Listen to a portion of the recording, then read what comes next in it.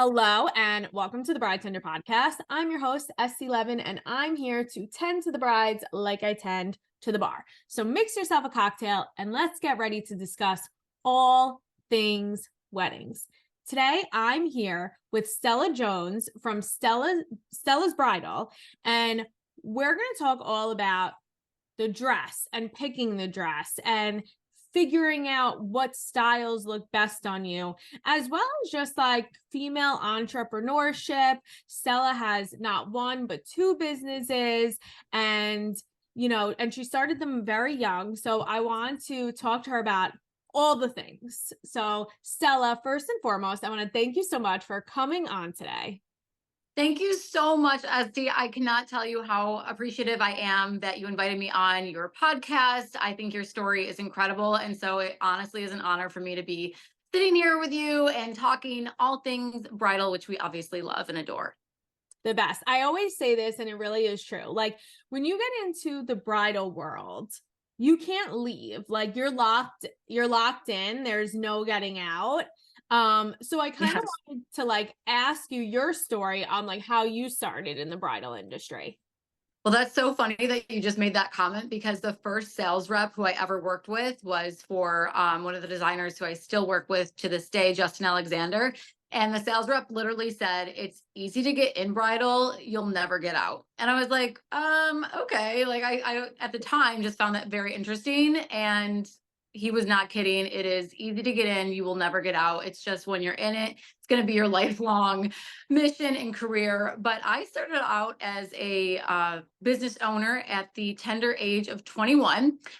I like to joke and say I was 21, young and dumb, didn't know what I was doing. I applied for my first major credit card. It was a Discover credit card, and I got lucky, maxed it out, and that's how I started Stella's Bridal in the year 2011.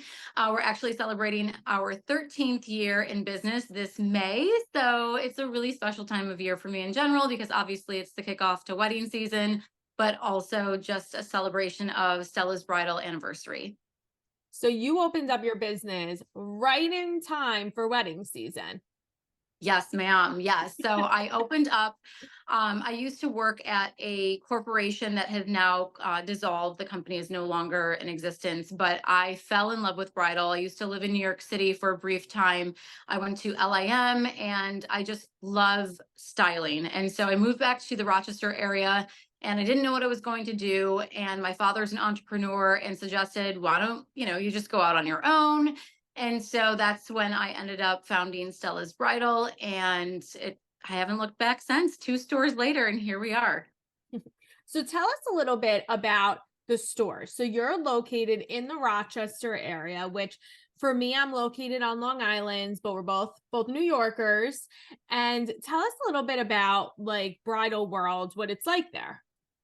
Yeah, absolutely. So, I mean, over the years, it certainly changed. When I first opened up back in 2011, there weren't as many bridal shops as there were in past years. I mean, even like probably 10 or 15 years prior to when I opened, there were so many more bridal shops. And so it was a good time to get into the industry.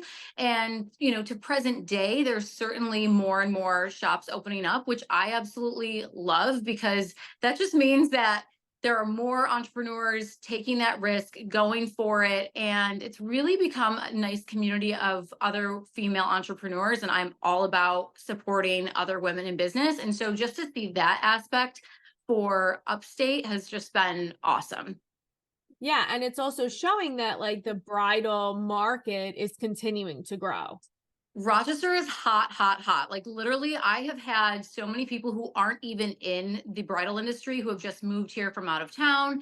And they have even said themselves, like, honestly, like there are so many wedding vendors in Rochester specifically. And so we're kind of like a little central place for weddings. Obviously, the industry is quite large given the size of the city that I reside in. But I just think it's awesome that we have such a large network and community of people to fall back on. It really just shows that we are all about brides.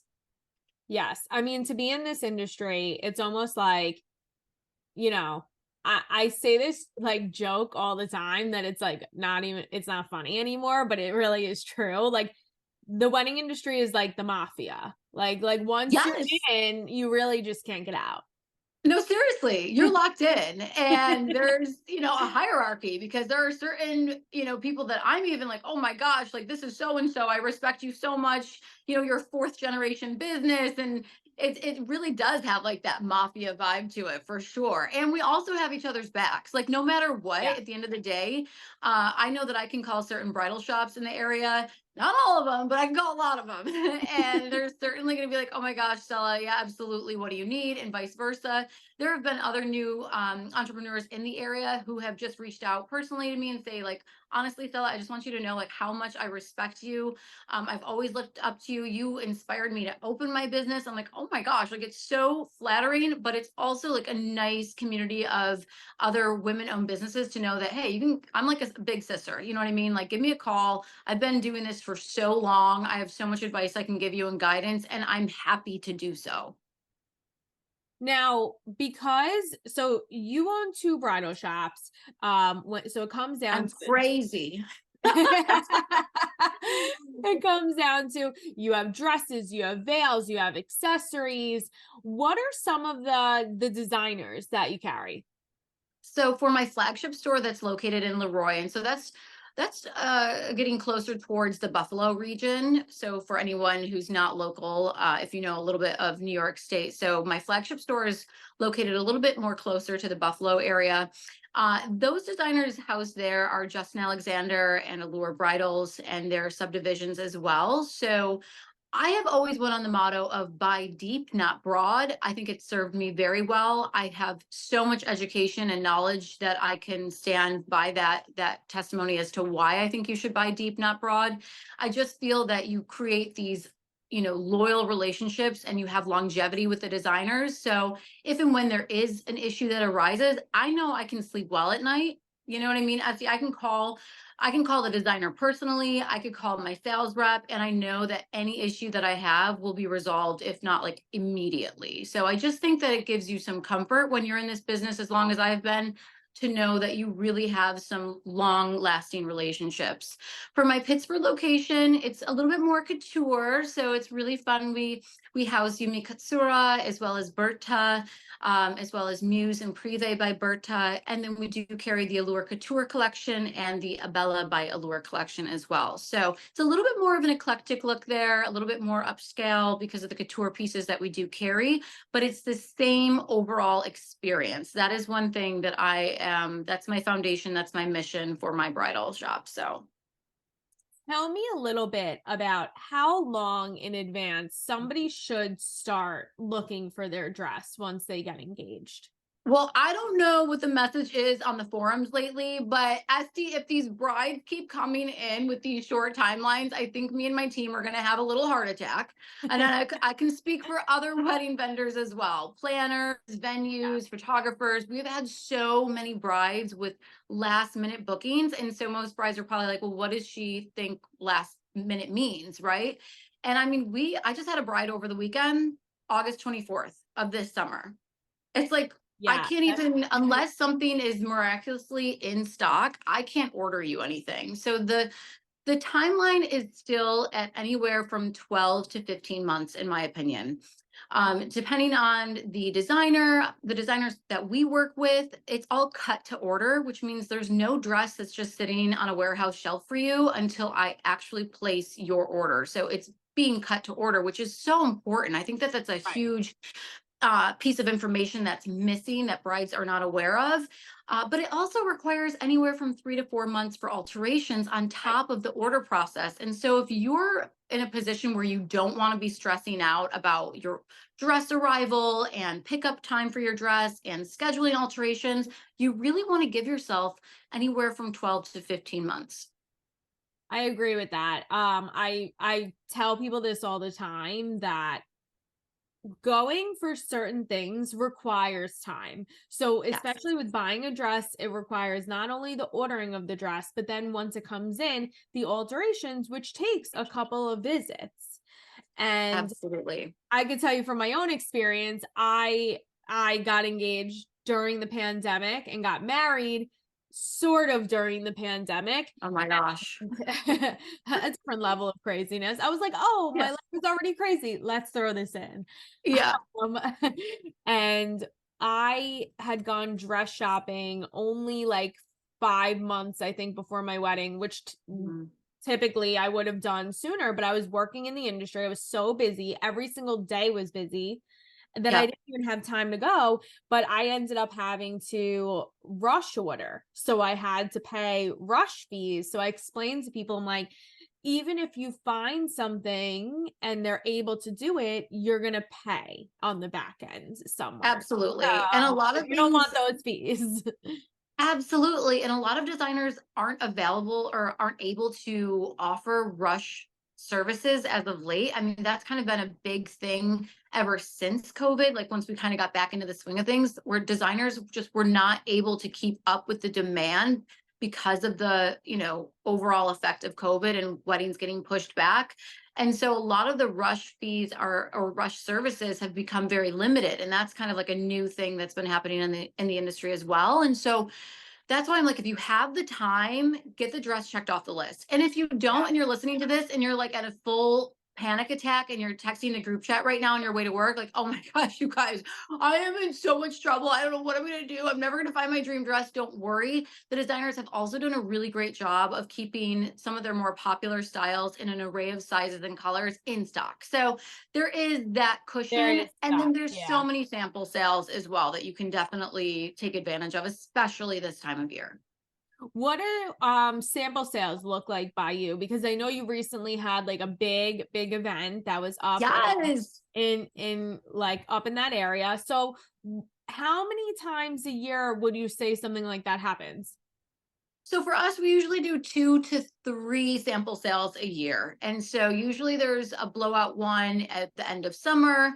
There's usually one right before the end of year. And then typically we'll do one kind of it's almost spring, but it's not spring yet. And it's still kind of winter season. So Okay. 2 to 3, depending on how many times my team can convince me, because it's a lot of work. But to be honest, Esty, I kind of just got sick of doing the same old with sample sales. And I'm like, let's shake it up and do something different. My team came with this great idea to the drawing table. And they were like, Stella, what if we did a sample sale at one of the wedding venues in Rochester and did like a collab and had other wedding vendors? So that way it's like a fun event. It's a great time Yeah. for brides to be able to do a meet and greet with other wedding vendors, maybe get some other things checked off the list and walk away with a Stella's Seal and Deal. I mean, done and done.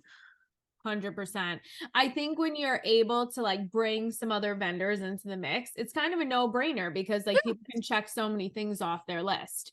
Absolutely. And then we had champagne and it was just like a different vibe. We had a DJ come in for the event. And so it Oh, was it's just like so a fun. really fun and different way of celebrating, still finding your dress, even though I know it's just a sample. I know you're getting something right off the rack, but hey, you know what? You got a screaming deal and you had like a little mini party to celebrate. 100%. I think that for me, like my biggest like feeling is like there's nothing more special than like really feeling like the bride and getting to go and you're like, hey, I'm able to like meet with so and so and so and so, and I can bring my friends, I can bring my mom, like, and make a day out of it. It's so special. Absolutely. The experience is everything. Definitely. Now, I kind of, you know, I want to take like a little detour because I feel like in this business we have a lot of like entrepreneurs, right?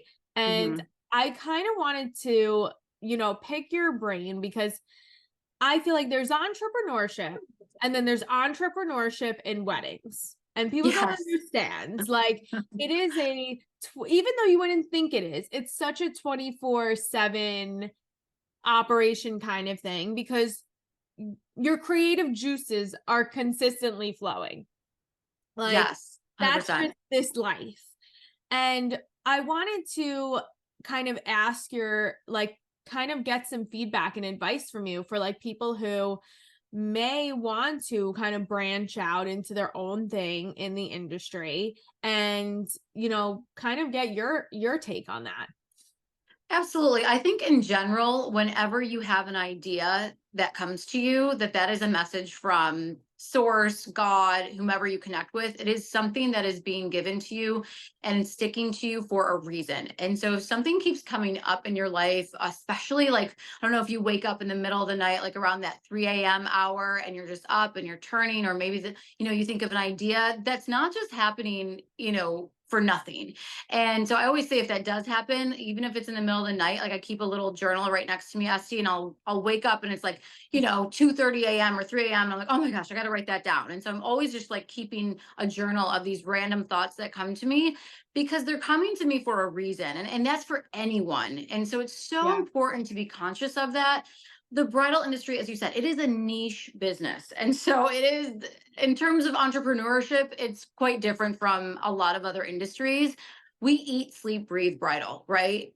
I mean, there's no break. But if you are someone who wants like a firm 9 to 5, and you want your weekends, and you want to be able to, go away for long vacations or long travel, it's just maybe not the best industry for you to get involved in. This is not a 9 to 5. It's not a 10 to 7.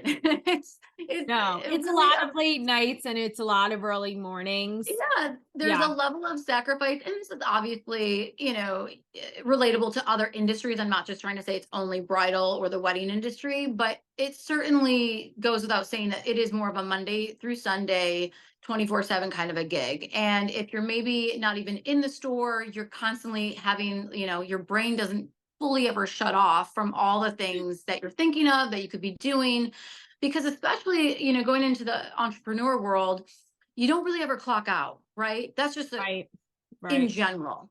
But then there's also that aspect of constantly having to pivot, constantly having to expand and evolve and grow, and what's the next best idea. And so you're always thinking, and it's really hard to shut that off. So you got to be a different breed to get into this industry. And we saw so much with the pandemic, like everybody in our field during that time had to pivot. They had to kind of figure out, okay, what is the future going to look like for me? What other areas am I going to maybe jump into, or, sort of like dip my hand into, because it was hard for a while.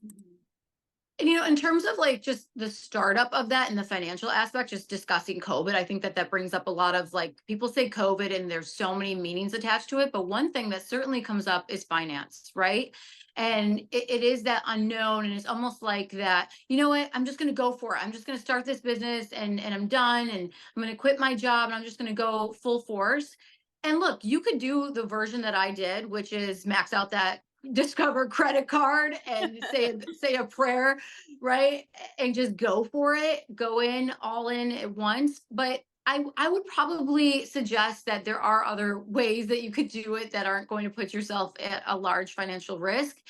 At a certain point, you would certainly have to pivot and decide, like, okay, I'm either like, if I really want this to get off the ground running, then I do need to give it 100% of my focus and dedication, and be able to take that financial risk.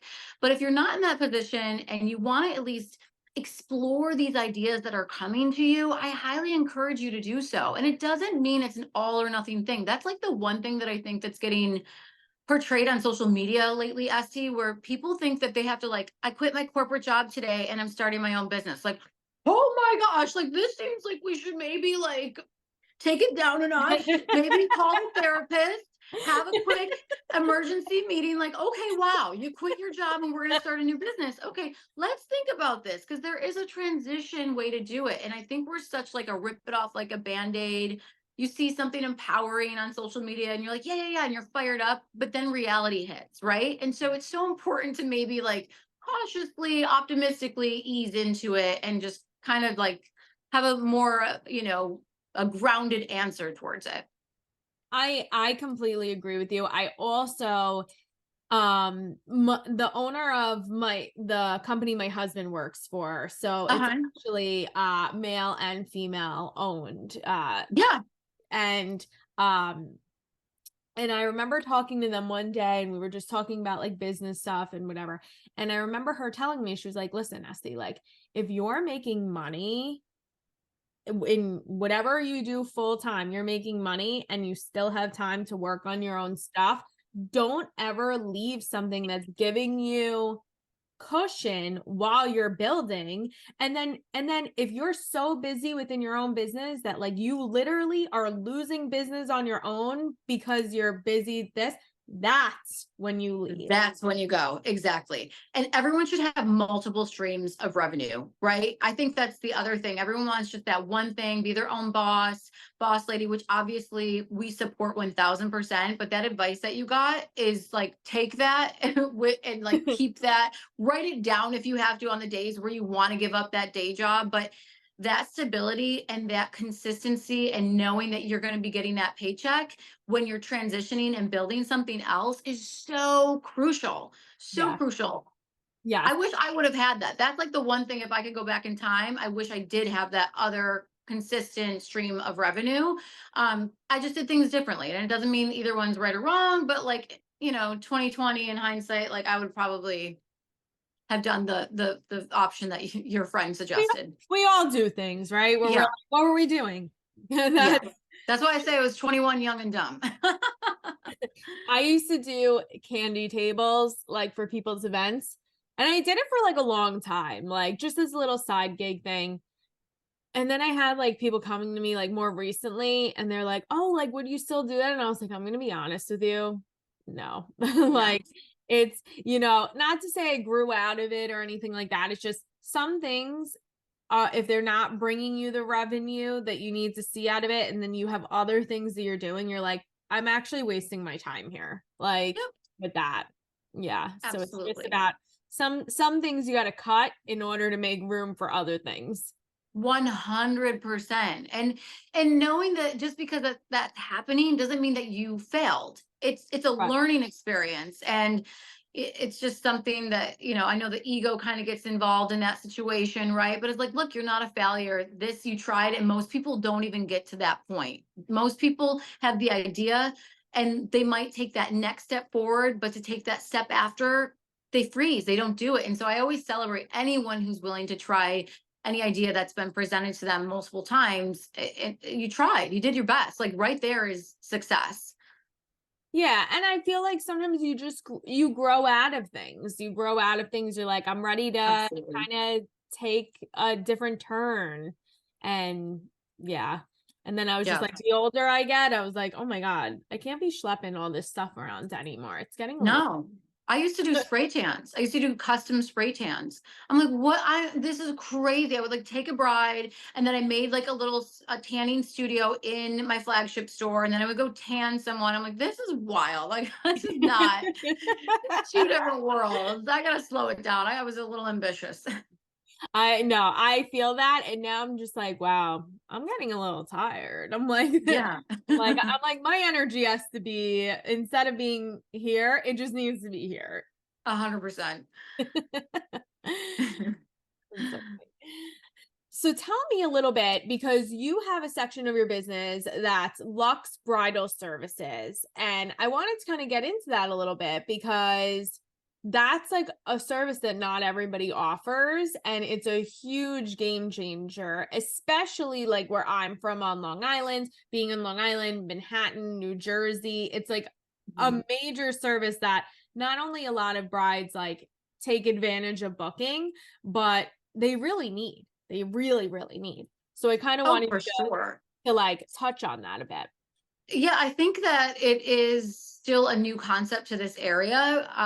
As far as I know, we're the only bridal boutique that offers these types of day of services.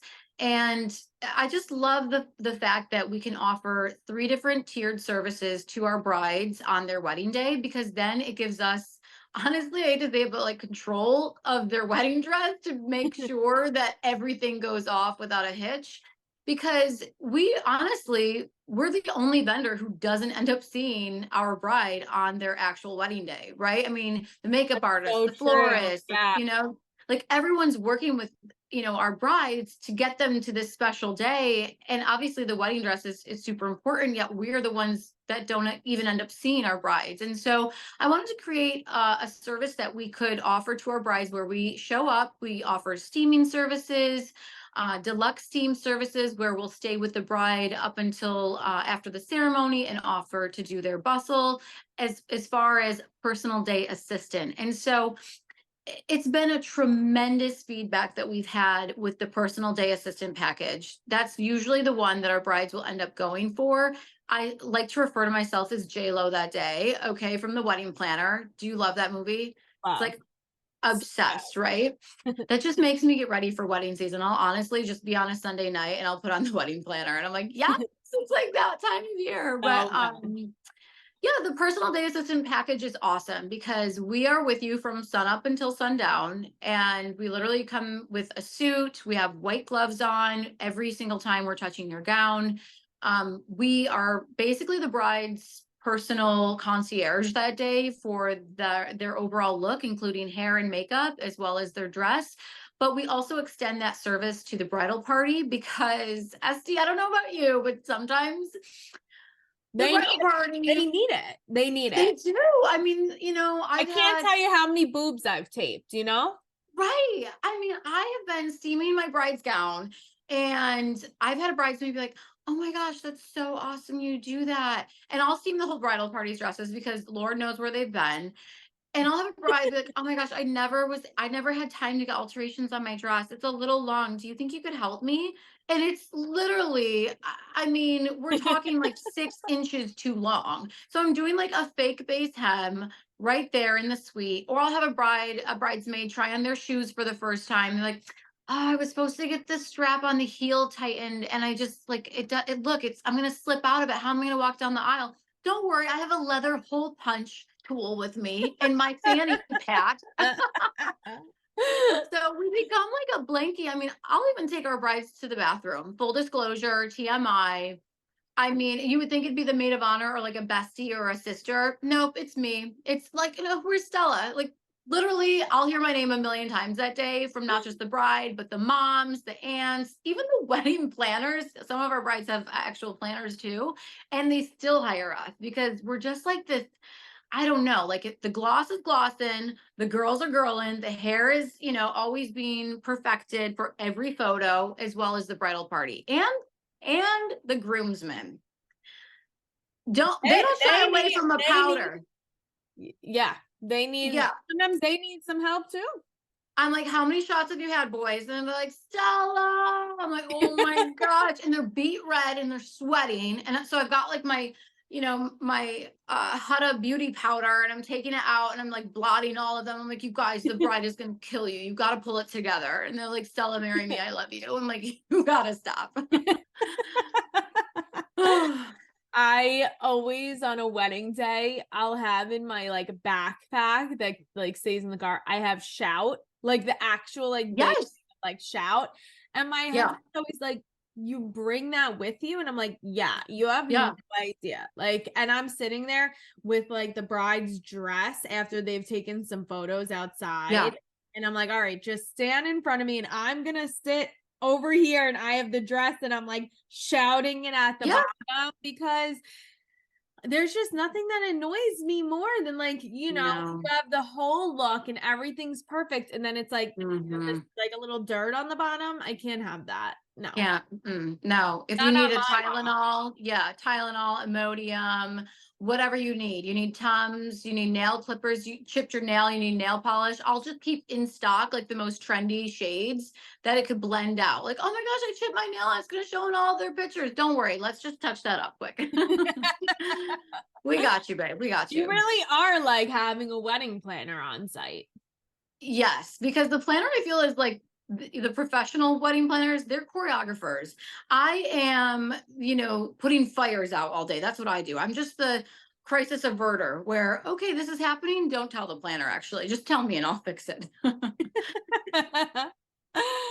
Oh my God. Well, Stella, I feel like you got it all going on. You really do. Thank you. You have the Thank shop, you. you have your services. You're like, you really also, I feel like, have made not only this big name in the Rochester area, but like for me, I don't know much about like Rochester. And it's like you've built like this community out of like this real, like almost like Manhattan, but in Rochester. Yeah, absolutely. For sure. That's the best way to describe it. So it's a lot of fun what we get to do. You know what I mean? You never work the same day twice. That I can definitely say No, in yeah, bridal. everything, yep, every day is different, and that's true. So tell me before I let you go, because I know that you're busy, you have appointments today. What should everybody like look out for next from you? What should everybody be on the lookout? I'm going to be on stage more. So that's exciting. Before COVID, I started dabbling in the speaking industry and just speaking for other bridal boutiques and going to market. I was in Atlanta market, speaking and educating other entrepreneurs in the wedding industry. Obviously, COVID happened. That kind of put things on a back burner. All attention had to go on the store at that point. But ever since, I've been, dusting off my stage shoes, and I've been speaking for the Wedding MBA in Las Vegas for the last several years. I'll be there again this November, and I have other upcoming speaking engagements I can't speak of yet, but um, that information will be public knowledge soon. So I'm excited about that as well, and some other things that we have in store. But it's been a lot of fun. I just think that the education aspect is super important for other bridal shops because it's just there's two ways you can go about it, and there's stores that are like, hey, I'm struggling. You know what? I'm okay to admit that. Teach me, like, what can I learn from you? Compared to, I think, back in the day where it was more competitive based. I think now more than ever, other business owners, not even just bridal, but in the wedding industry, other vendors, they are thirsty to learn. And so I think it's so great to take all of my, 13 years plus experience and be able to share that with other business owners because we're going through hard times in our society, right? And the economy, especially, is obviously very interesting to be living through for our generation at this time. And if there's anything that I can do to help elevate other bridal businesses and get them in the green and know that there's a way that you can pivot your numbers and that you can thrive in this economy and not have to just survive, then that's really my main mission at this point in my career. So. And to be able to help businesses do that is honestly, it's not only so key, but like it's a major talent that you have to be able to do that and really help people get to the next level in their business.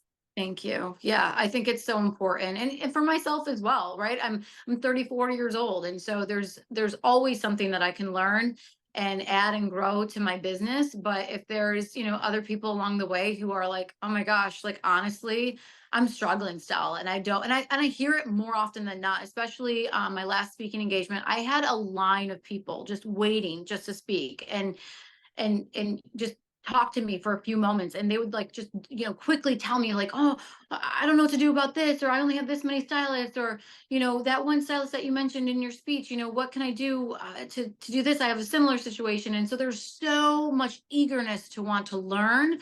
And Yeah. so I think that that's so it's just like my own personal mission, right, to empower other business owners in this industry and to just give you some, I like to call it old school advice. I think just coming back to the experience and, assessing the amount of designers that stores carry is certainly a topic to be discussed as well.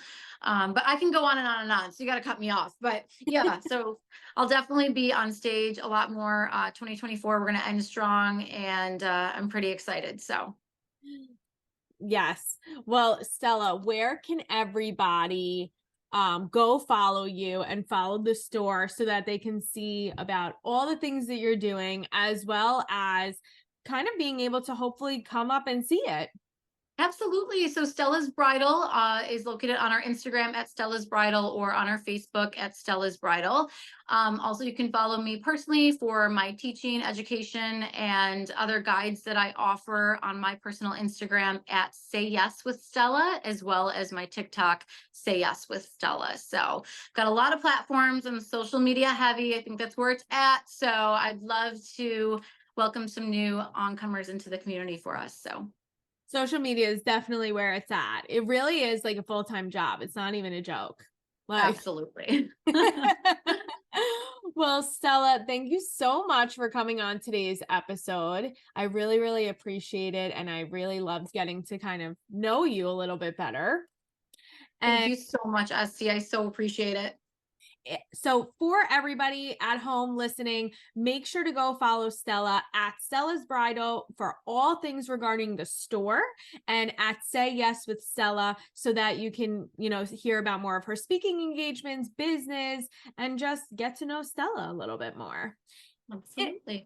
If you're not already following me at the Bridetender for all fun facts on the wedding industry, ways to save money on your special day, and of course, hiring the best in the business, please go follow me at the Bridetender. And until next week, mix yourself a cocktail, slide into my DMs with questions you want answered on all things weddings. Stay sane, stay healthy, and we'll catch you next week. Bye.